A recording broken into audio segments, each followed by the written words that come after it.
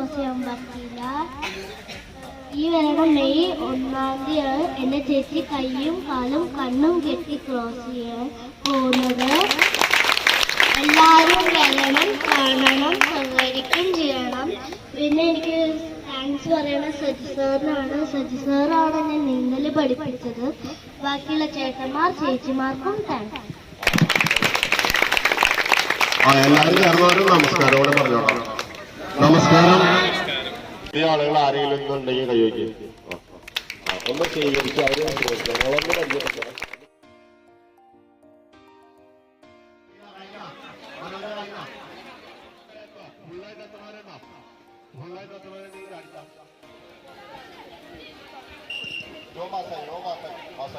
കയ്യടിച്ചു കൊടുക്കണം. ഒന്ന് കയ്യടിക്കണം. കളി നന്നായി പോലെ അവർക്കൊക്കെ അസൂയെന്ന് പറഞ്ഞു. അസൂയുണ്ട് കയ്യടിക്കണില്ല.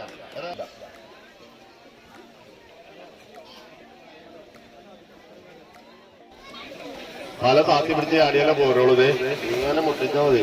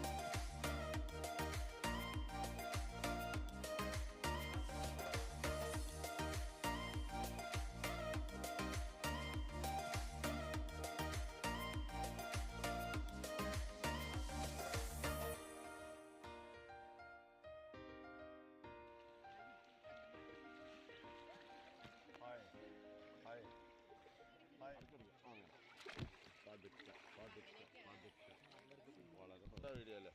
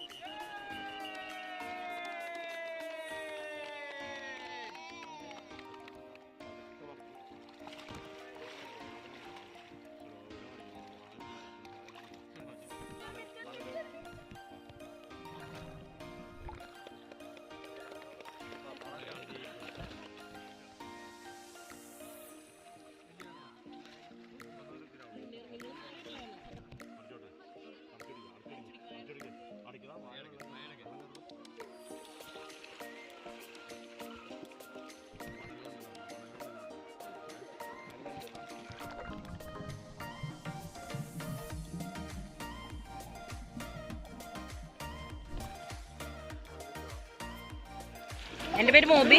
ഞാനിപ്പോൾ സജീവ് വളശ്ശേരി സാർ നടത്തുന്ന സൗജന്യ നീന്തൽ പരിശീലനത്തിലാണ്. ഞാനിപ്പോൾ HS-ന്റെ ട്യൂബ് ടെസ്റ്റും മണൽവാരലും കഴിഞ്ഞിട്ടാണ് നിൽക്കുന്നത്. ഇതുവരെ കഴിഞ്ഞതിൽ ഏറ്റവും നല്ല എക്സ്പീരിയൻസ് എന്ന ക്ലാസ്സാണിത്. നമുക്ക് ഈ വെള്ളത്തിലേക്ക് ഇറങ്ങാനുള്ള എല്ലാ പേടിയും ഇതിനകത്തോട്ട് മാറും. പിന്നെ ഇവിടെ എന്ന് പറഞ്ഞിട്ടുണ്ടെങ്കിൽ സ്ത്രീകൾക്ക് ഏറ്റവും കൂടുതൽ മുൻഗണന തന്നിട്ടാണ് ഇവിടുത്തെ ക്ലാസ്സുകൾ നടക്കുന്നത്. അവർക്ക് വേണ്ടിയുള്ള ടോയ്ലറ്റ് ഉണ്ട്, ഡ്രസ്സിങ് ഏരിയ ഉണ്ട്.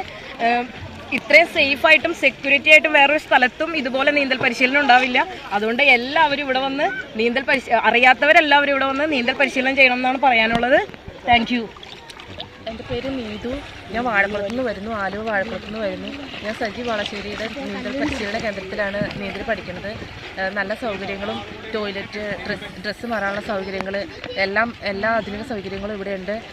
നല്ല രീതിയിലാണ് നീന്തൽ പഠിപ്പിക്കുന്നത്. സ്ത്രീകൾക്കൊരു പ്രത്യേക പരിഗണന കൊടുത്തുകൊണ്ടാണ് ഇവിടെ പഠിപ്പിക്കുന്നത്.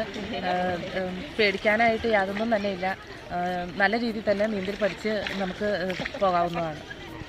എല്ലാവർക്കും നമസ്കാരം. എൻ്റെ പേര് ഫിദ.